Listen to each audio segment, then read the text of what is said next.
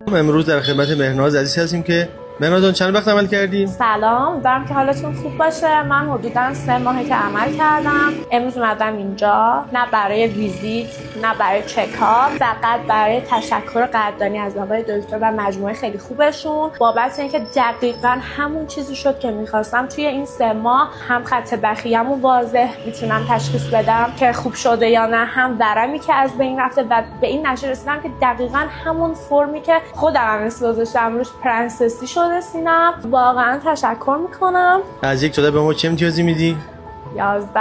و یه موضوعی من از همینجا عنوانش کنم، من اگه تا الان معرفی واضح و کاملی رو انجام ندادم صرفا بابت این بود که من تبلیغاتی اینجا نیومدم، من برای عمل اومدم و خب بعد یه باب آشنایی شد که فرصت معرفی پیش بیاد. الان بعد از گذشت 3 ماه دارم با اطمینان خاطر کامل معرفیمو انجام میدم و هیچ تردیدی ندارم. اینو خیلی دوست داشتم که عنوان کنم و خیلی خوشحالم که اولین بار توی پیج شما داره عنوان میشه. ممنون که ما رو انتخاب کردی. مبارکت مرسی از باشه. شما.